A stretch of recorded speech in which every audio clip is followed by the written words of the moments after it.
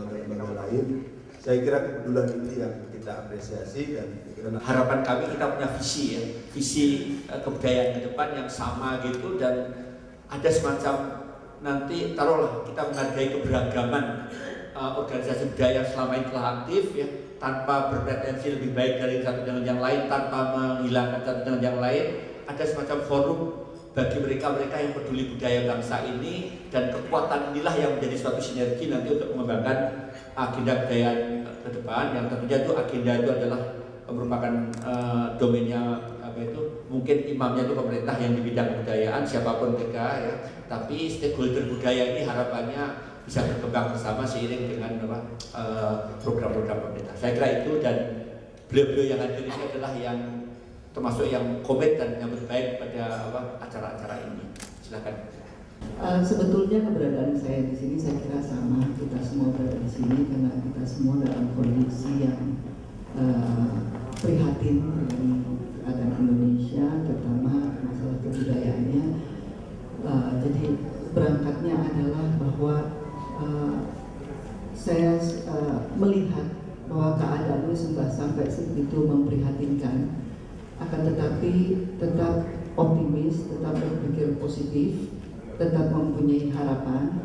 Akan tetapi harapan dan pemikirannya optimis dan positif itu tidak akan memberikan kontribusi apa-apa kalau memang kita tidak melakukan secara konkret juga di bidang yang saya pikir ini merupakan cikal bakal dari pembentukan National Character Building. Jadi karena saya melihat sekarang ini sebetulnya orang Indonesia ini sedang berada dalam kondisi di persimpangan atau gamang. Mau jadi orang Barat tidak bisa, tapi jadi orang Indonesia tidak bangga. Itulah kenyataan objektif yang saya banyak lihat. Bahkan yang memprihatinkan lagi, saya belakangan ini sering sekali mendengar gitu ya, banyak orang Indonesia yang ingin berimigran, dan bukan WNI loh, orang Indonesia. Karena begitu tidak merasa nyamannya, begitu tidak ada kebanggaan lagi, dan tinggal di Indonesia itu tidak memberikan kedamaian lagi. Dan sudah sampai sebegitu parahnya keadaan kita sekarang ini. Nah, kalau saya melihat bahwa itulah juga yang menjadi komitmen kita bersama, saya kira ya. Selalu kita mempermasalahkan anak-anak, contohnya anak-anak sekarang saja tidak ada perhatian terhadap kesenian daerah, kesenian tradisional. Mereka lebih bangga untuk melihat kesenian-kesenian atau produk-produk budaya dari luar ya. Saya kira kesalahannya adalah kepada kita sebagai orang tua, karena tidak memberikan informasi yang cukup, tidak memberikan bekal yang cukup, dan tidak membuat memang anak-anak ini mengenal akan keberadaan kita. Nah, yang paling mengkhawatirkan saya adalah bahwa kemana kalau sudah situasi seperti itu, kemana ini arahnya bangsa ini. Saya salah satu orang yang tidak percaya bahwa untuk membangun masa depan yang lebih baik hanya melakukan investasi di bidang ekonomi. Padahal kita semua tahu pelaku ekonomi adalah manusia-manusia yang seperti apa nantinya akan kita lahirkan. Nah, inilah yang ingin membangun manusia Indonesia tanpa memikirkan kebudayaan, keberagaman kita, dan bukan hanya jangankan untuk mengembangkannya atau melestarikannya, mengenal pun sekarang kita tidak lagi mengenal diri kita ini siapa. Sudah hampir saja tercabut dari akarnya kita ini. Saya bisa mengatakan seperti itu. Ditambah lagi dengan krisis setelah Legendary Orde Baru tiba, lalu krisis, lalu negara-negara maju begitu gencar ya mengimpor ke negara kita demokrasi, dan memaksakan demokrasi ala mereka dalam kondisi masyarakat kita yang menurut saya pribadi sebetulnya belum siap sama sekali. Melihat dari tingkat pendidikan kita yang masih jauh lagi dari standar yang seharusnya kita bisa capai, karena hanya satu tingkat tingkat di atas dari Vietnam. Vietnam baru 10 tahun saya kira lepas dari perang yang berkepanjangan. Tapi kita bayangkan, kita 50 tahun merdeka baru menempati peringkat 1 lebih tinggi daripada Vietnam. Itu dunia pendidikan kita, wajah dunia pendidikan kita. Nah, inilah yang sebetulnya saya kira belum, tidak ada kata terlambat, tapi memang tidak bisa lagi pembicaraan masalah kebudayaan itu hanya dianggap sekedar pada coffee break ya, buat coffee break. Tapi betul-betul harus secara sungguh-sungguh.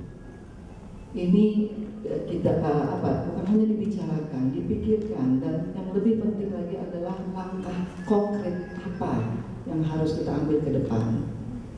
Saya mendengar ada waktu usulan dari teman-teman perlu dibuat sekolah seni budaya khusus. Kita punya IKJ.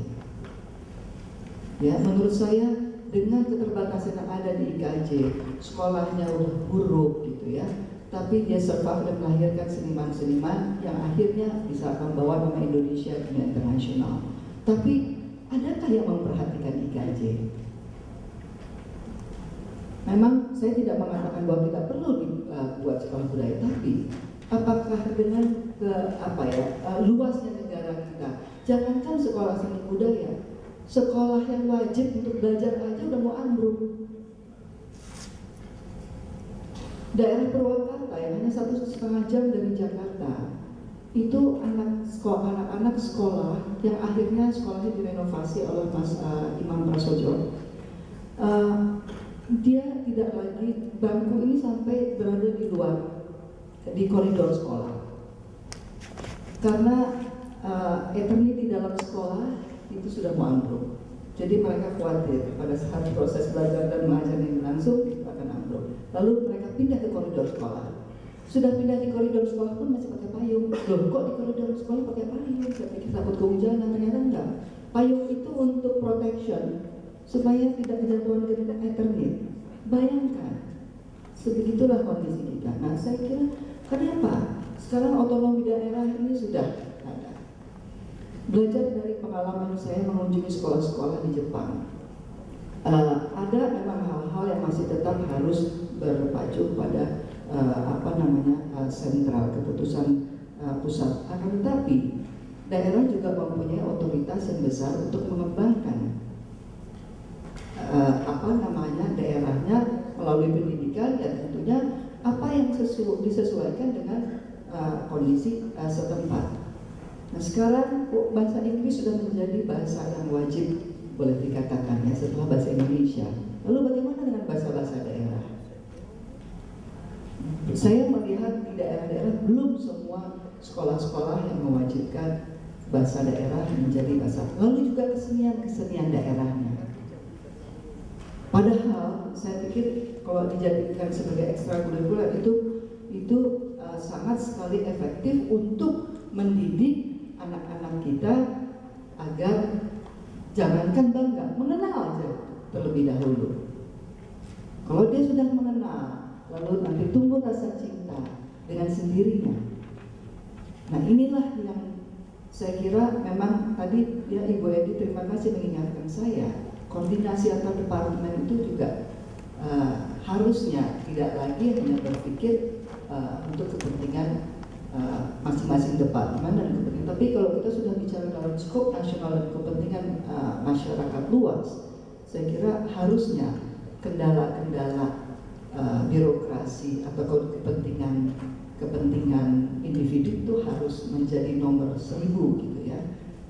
Saya tadi pagi juga baru mendapatkan sudah mendapatkan informasi. Bayangkan niat baik untuk kita duduk bersama-sama membicarakan masalah nasib masa depan kita saja, ini sudah disikapi oleh sikap-sikap yang prejudis.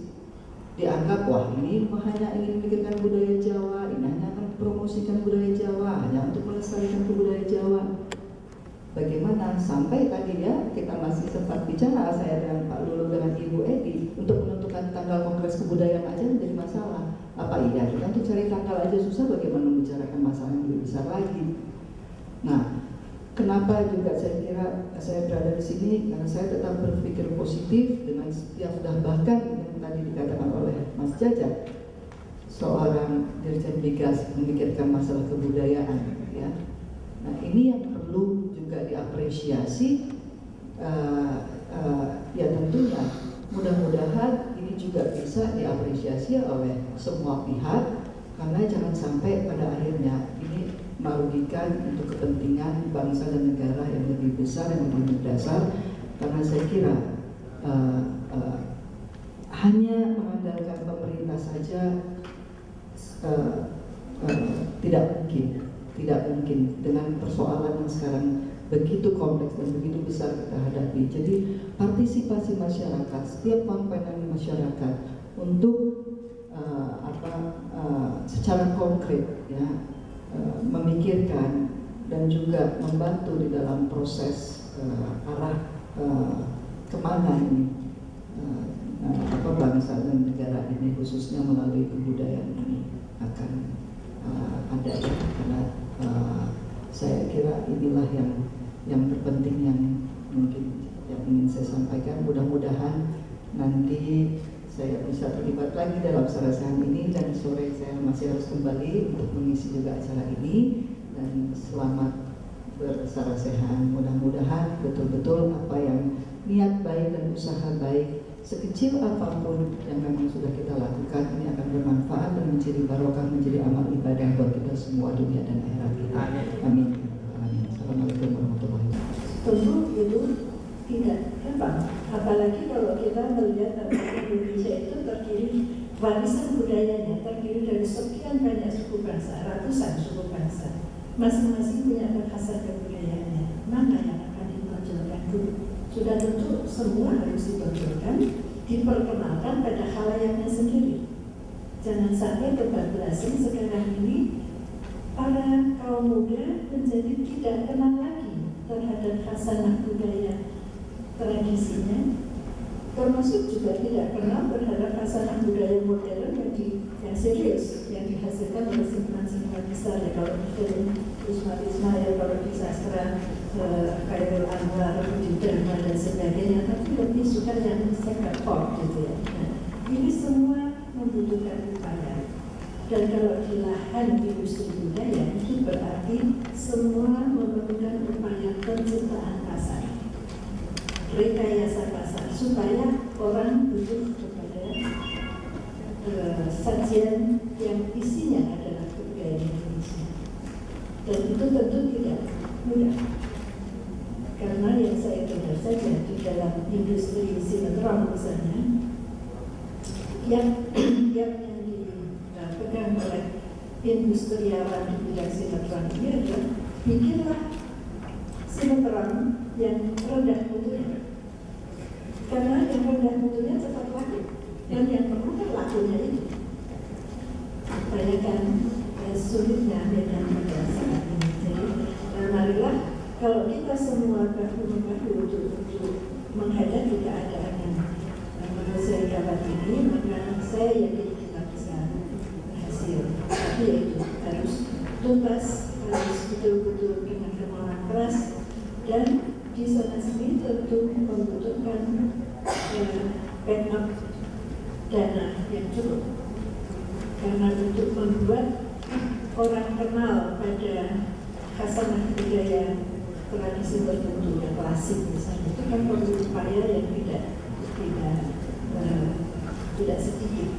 Dan untuk upaya itu untuk bayar keahlian, untuk bayar keunggulan di dalam mengungkapkan karya seni, ya, dan untuk memproduksinya sendiri. Jadi memproduksinya sendiri dan nanti harus berhadapan dengan produk-produk murah yang maaf kalau saya harus mengatakan murahan tapi laku itu. Jadi inilah saya kira tantangan kita yang terbesar. Antara lain tadi sedikit banyak saya bersama-sama Pak Arif Rahman yang sudah melihat kiprah kami, yaitu berusaha mengembangkan minat kaum muda kepada musik tradisi Indonesia. Jadi kami dari waktu ke waktu inginnya setahun 2 kali mengadakan konser angkutan budaya Indonesia. Yang pertama telah diselenggarakan di 29 Agustus tahun yang lalu, yang kedua baru beberapa bulan yang lalu di RRI, dan itu disiarkan langsung oleh RRI, jadi kami mendapatkan kerjasama yang sangat baik dari RRI. Mudah-mudahan apa yang usaha kecil yang kami lakukan ini mendapat sambutan besar dari khalayak, sehingga menjadi cita-cita kami saya untuk membuat anak muda yang keren kalau nggak main musik tradisi itu menjadi kenyataan. Segera mungkin saya Pak Nus, saya dari tempat. Silakan Pak Nus untuk memberikan juga pandangan. Jawabannya adalah ya.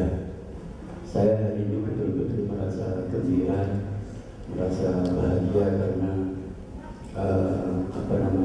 tanggal 5 Juli 2007 diperingati sebagai hari mengenang Kongres Kebudayaan pertama.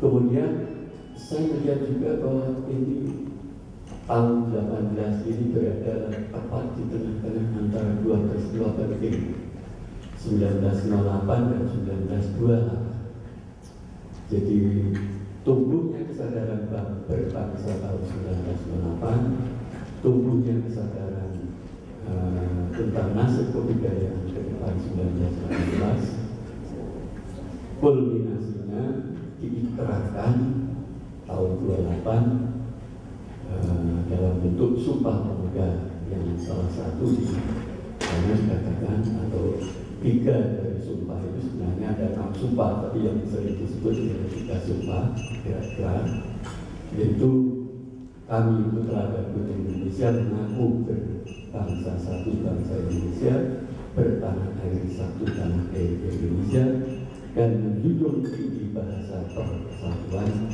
bahasa Indonesia.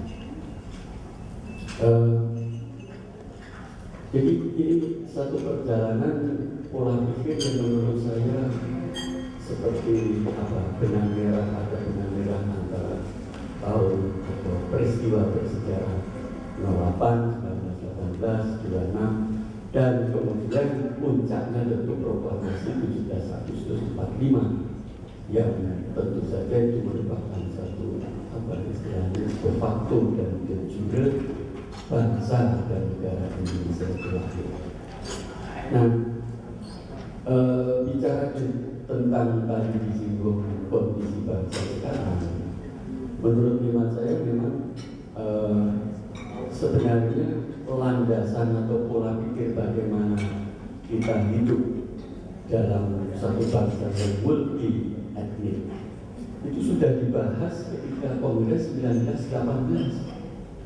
Jadi perubahan dari kebudayaan Jawa kemudian diperluas menjadi kebudayaan Sunda, Madura dan Bali, itu mencerminkan bahwa para pendiri bangsa itu tidak hanya berpikir tentang kebudayaan Jawa saja, pemikiran tentang membahas dalam suatu forum kongres untuk kebudayaan masa depan itu di situ menurut hemat saya merupakan satu peristiwa yang penting. Di samping ketokohan Mangkunegoro yang saya kira kalau diuraikan akan panjang karena dia tidak hanya berjasa dalam menggagas kongres kebudayaan tadi, tetapi juga pada bidang-bidang yang lain.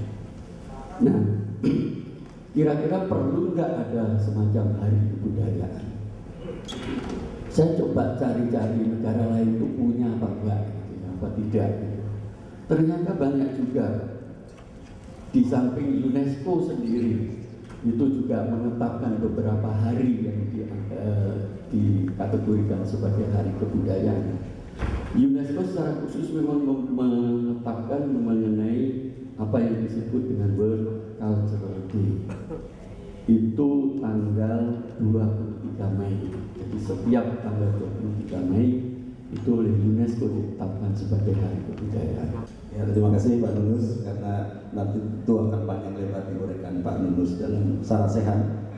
Ini bocorannya dulu. Ya, nanti akan lebih panjang lebar dalam secara sehat. Saya kira Pak Randy pertanyaannya juga sama, Pak Reddy sebagai tokoh perbankan juga apa ini kaitannya. Jadi saya kira budaya itu milik kita semua. Kita tentu justru harus berterima kasih kepada siapapun figur-figur yang punya concern dan kepedulian terhadap nasib kebudayaan yang dikatakan Mbak Christine tadi berada di persimpangan jalan.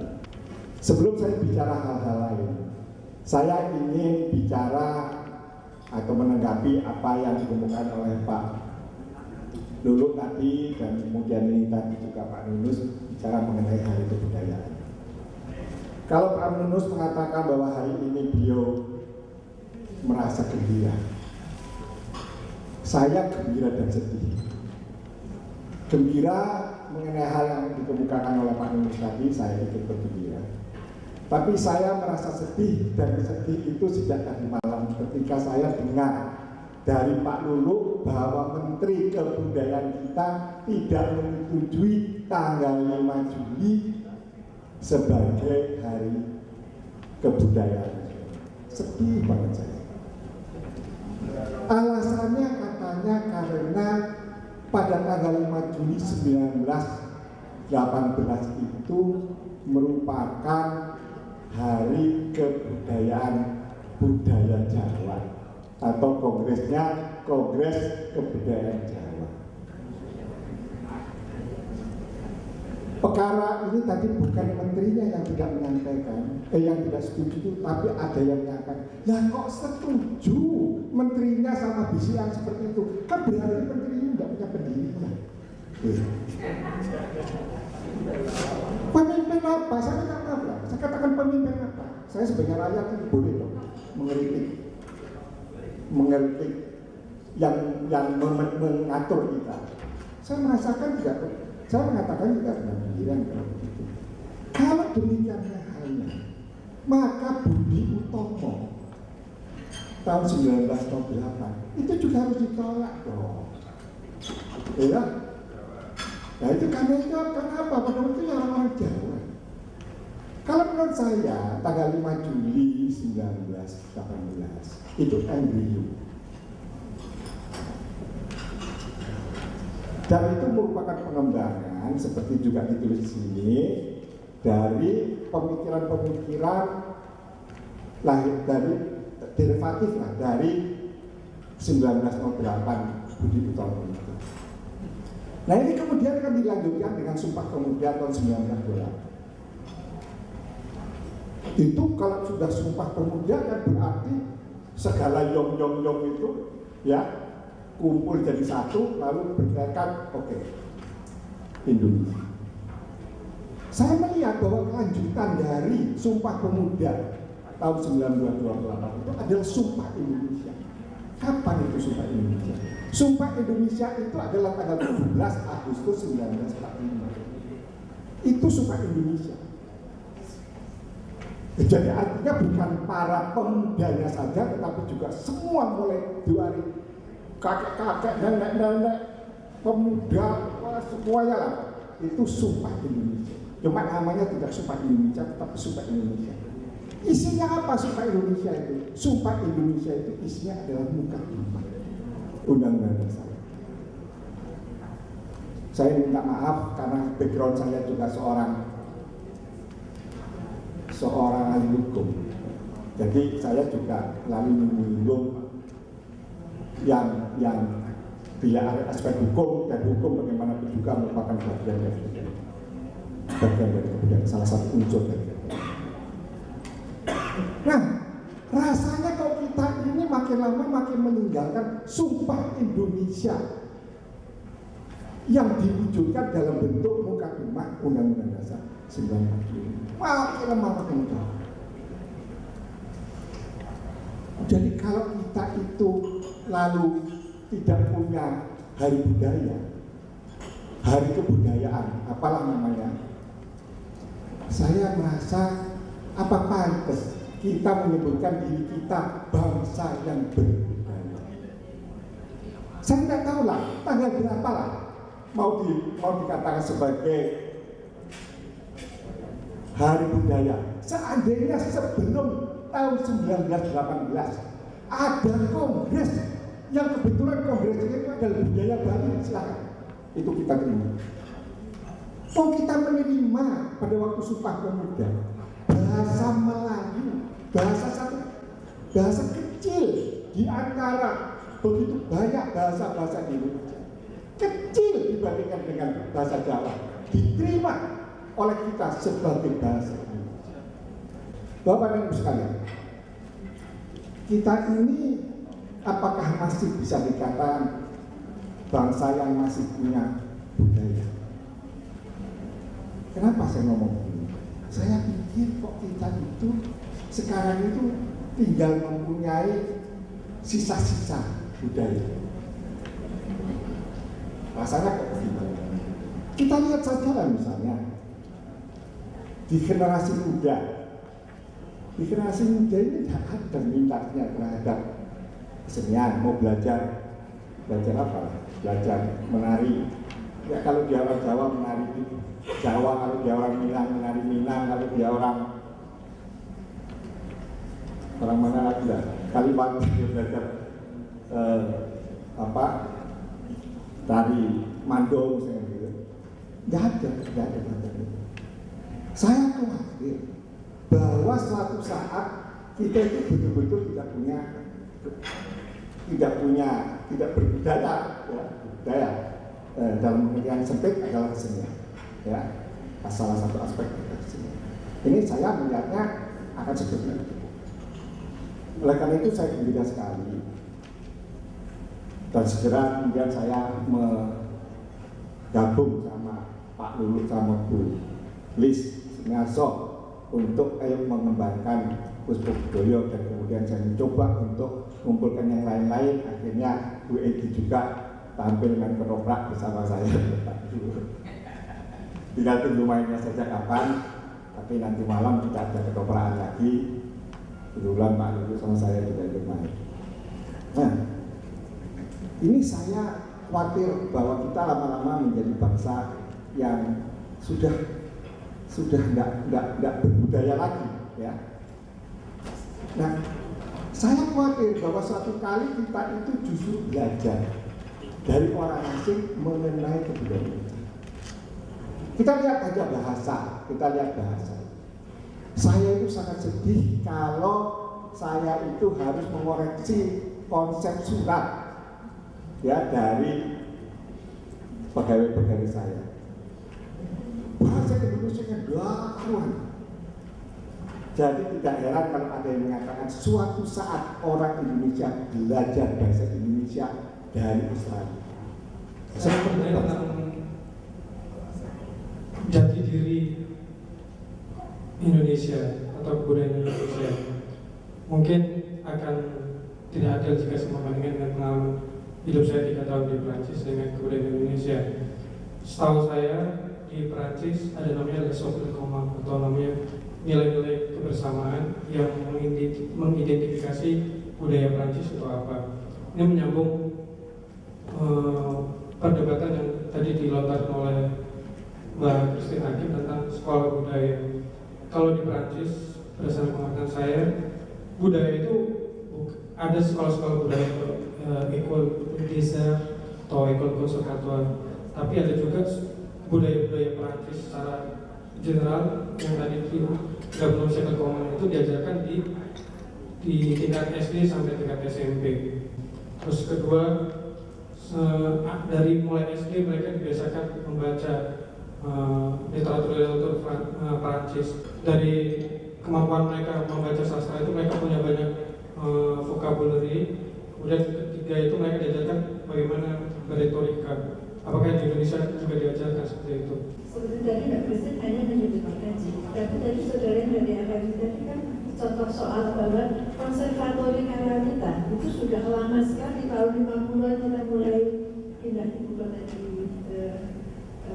Jakarta itu, lalu Republik Indonesia membangun, termasuk membangun sarana persekolahan termasuk di bidang kesenian saat itu juga gitu.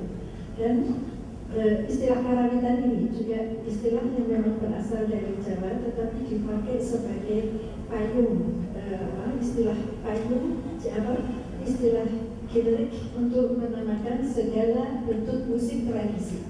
Oleh karena itu ada Konservatori Karawitan, Akademi Seni Karawitan di Padang Panjang yang fokusnya pada musik Minang, ada Konservatori Karawitan di Makassar yang fokusnya pada musik Bugis Makassar gitu ya. Jadi oleh karena itu ini pertanyaan cara kenapa kami bikin kelompok Karawitan Muda Indonesia. Maksudnya bukan Jawa, tetapi segala musik tradisi Indonesia, dan pada konsep-konsepnya juga diperkirakan ada Batak, ada Sasanjo dan sebagainya. Jadi marilah kita lebih mungkin apakah informasi dari Departemen Pendidikan yang kurang gitu ya, sehingga khalayak ramai itu tidak tahu bahwa sudah banyak sekolah di bidang kesenian sebetulnya. Hanya memang mengalami perubahan yang berkaitan dengan perkembangan sistem pendidikan nasional gitu. Misalnya kalau tadinya konservatori karawitan itu 70% adalah praktek, tetapi kemudian kan ada rembukan nasional yang mensyaratkan suatu persyaratan pengetahuan minimum untuk suatu sekolah menengah tingkat pertama, sekolah menengah tingkat atas gitu ya. Jadi itu yang menyebabkan harus masuknya misalnya bahasa Inggris dan sebagainya. Dan memang juga kemudian kan konservatori ini lalu dimasukkan ke dalam kotak genre yang namanya sekolah menengah kejuruan.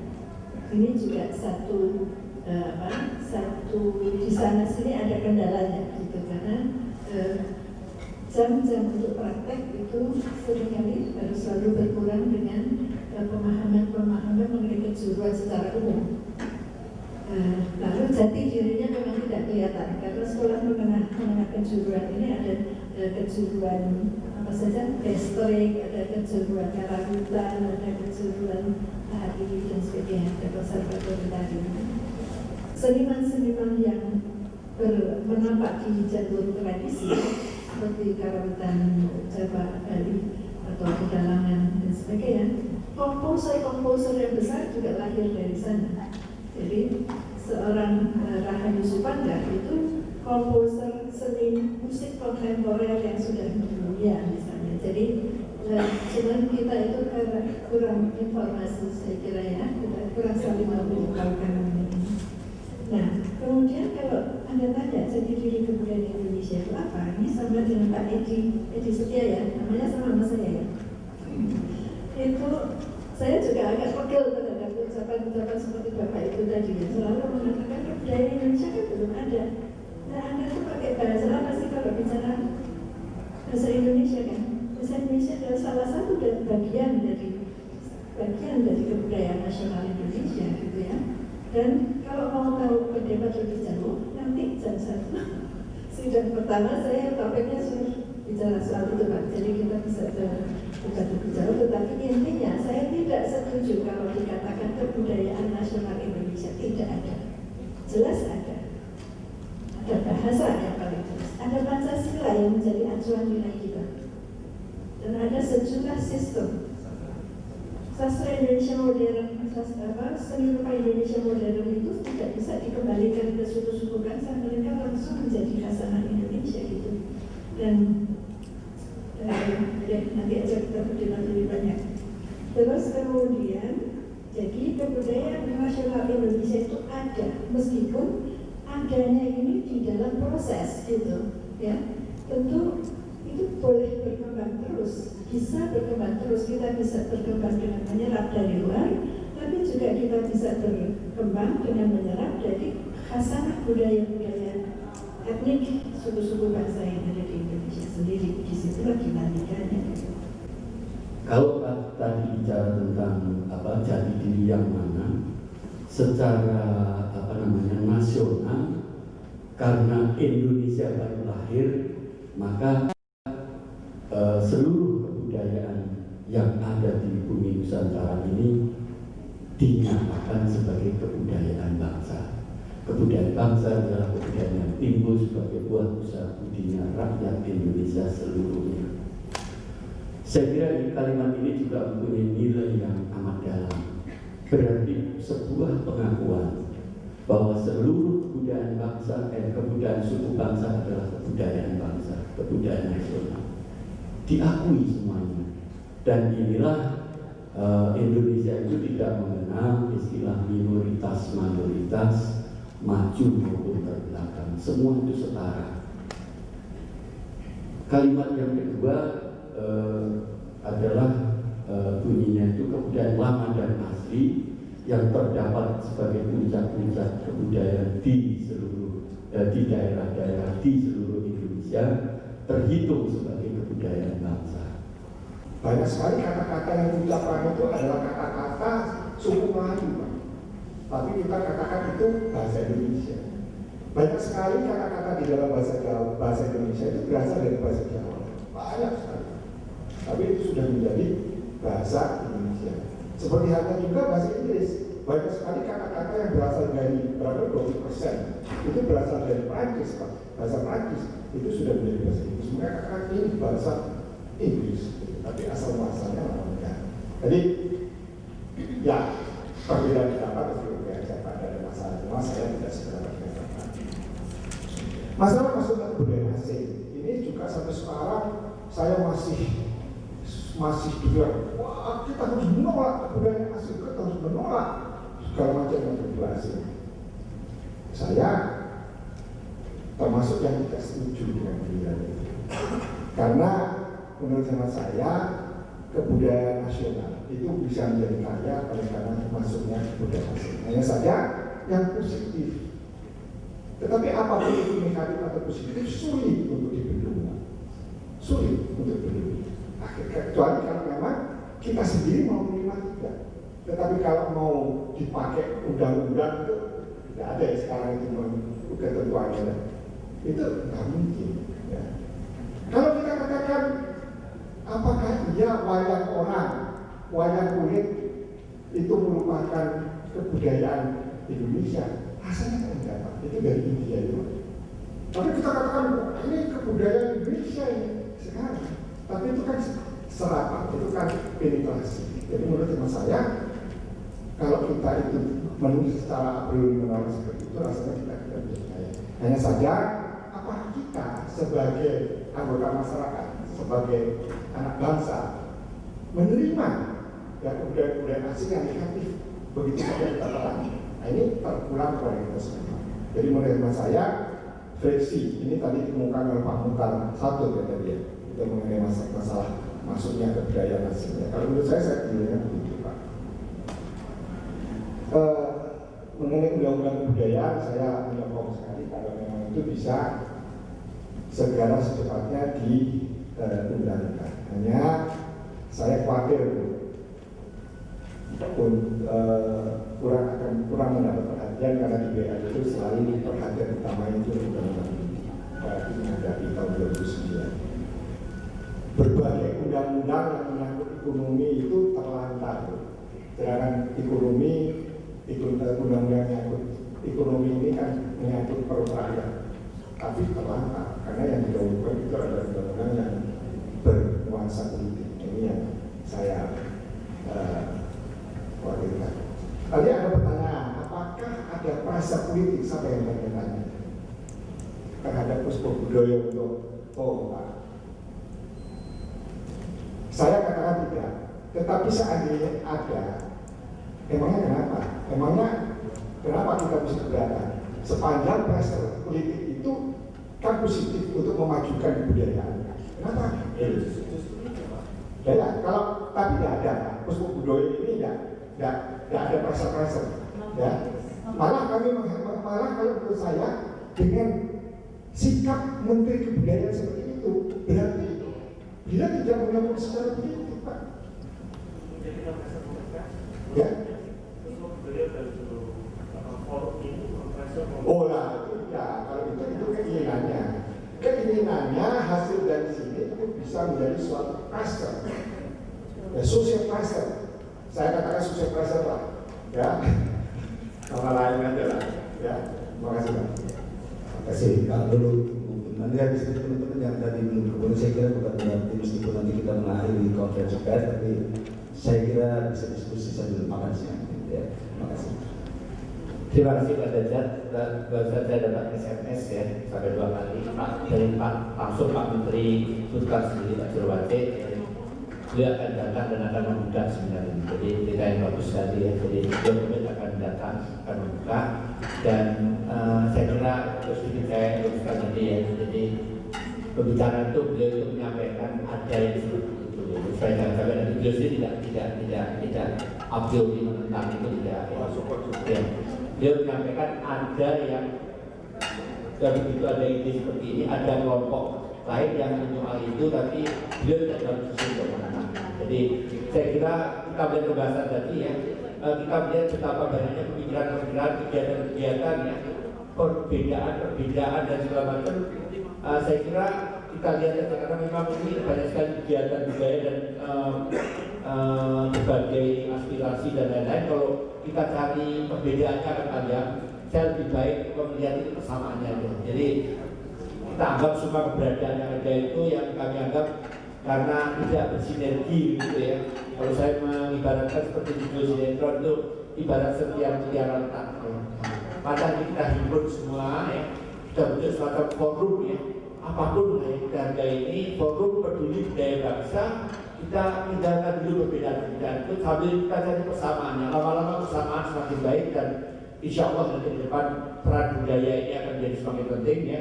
Pak Derajat tolong diangkat buku ini, ada buku yang ditulis oleh Samuel Huntington ya, Kebangkitan Peran Budaya.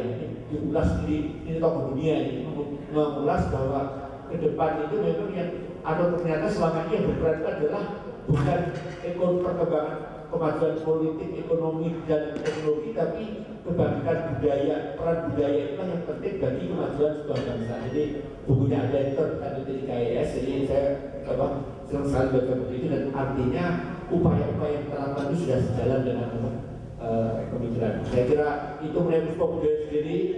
Kebetulan ketuanya dari sini dulu yang pakai batik tadi adalah yang menjalankan kepengurusan Puspa Budaya. Saya, Pak Remi, Dewan Pembina, Pak Derajat, Bu Edi adalah pernah main di ketoprak budaya kami. Coba bayangkan ya, semangat nasionalisme kita. Pak Derajat ini yang ini memerankan tokoh Gajah Mada. Padahal namanya Derajat terus lagi dari tapi memerankan tokoh Gajah Mada. Jadi artinya apa? Itulah justru kita kebersamaan inilah yang akan kita tuju depan. Saya kira melalui Puspa Budaya dijadikan Pak Ibu yang pakai batik itu yang besok lusa akan berangkat ya. Jadi apa? Tari namanya Puspa Budaya, tapi sebenarnya juga kulintang ada. Jadi artinya tidak memikirkan budaya Jawa saja dan mereka ini akan berangkat besok lusa mengikuti festival Folksong di Belanda. Saya sedikit memberikan gambaran bahwa Puspa Budaya ini adalah satu organisasi paguyuban yang bersifat sosial dan non politik sekali lagi tidak bersifat politik. Nah, ini kita tadi sudah disampaikan Pak Remi bahwa salah satu misi kami adalah menyelamatkan genre yang sudah hampir punah, yaitu ketoprak, wayang orang, wayang kulit dan lain-lainnya. Nah, ini sedikit gambaran. Salah satu kegiatan kami adalah mengangkat kulintang. Jadi malah dari gurunya yang orang Manado asli ini pernah diledek sama teman-temannya. Ada grup kulintang namanya Puspa Budaya. Ya, karena jelas Puspa Budaya adalah identik dari nama Jawa. Tapi di sinilah memang kami ingin membentuk satu keragaman budaya bahwa Puspa Budaya boleh Pak. Kalau orang Jawa hanya susah Pak. Jadi Puspa Budaya kami baik saya kami terima karena memang Puspa itu adalah bisa menjadi singkatan dari Pusat Paduan Budaya. Karena kami memang ingin di tempat kami itu nanti menjadi tempat belajar atau pusat paduan budaya Nusantara dari terutama adalah alat musik tradisional yang akan kami angkat untuk tempat belajar di sana kami. Jadi itulah sedikit Puspa Budaya berdiri tahun 2004. Itu sebetulnya angan-angan ini sudah ada sejak tahun 1977, tapi baru terrealisasi tahun 2004. Alhamdulillah kami punya banyak teman yang punya satu misi yaitu Pak Remi, Ibu Nana, Ibu Nani. Ini satu foto dengan Pak Remi yang benar-benar bisa membantu kami. Masih banyak lagi yang tidak saya akan sebutkan satu persatu. Nah, beliau inilah yang ikut memajukan nama dan visi-visi Bosobudoyo. Kami hanya sebagai pendiri, tapi yang memajukan, yang melancarkan produk-produk kami adalah teman-teman. Termasuk mungkin sekarang ini mungkin Pak Jaja. Ya. Jadi sekarang menjadi pemilik kita semua. Ya itu yang ngurusi, merasa memiliki bahwa Bosobudoyo adalah milik dari tidak hanya kami berdua. Terima kasih. Assalamualaikum warahmatullahi wabarakatuh.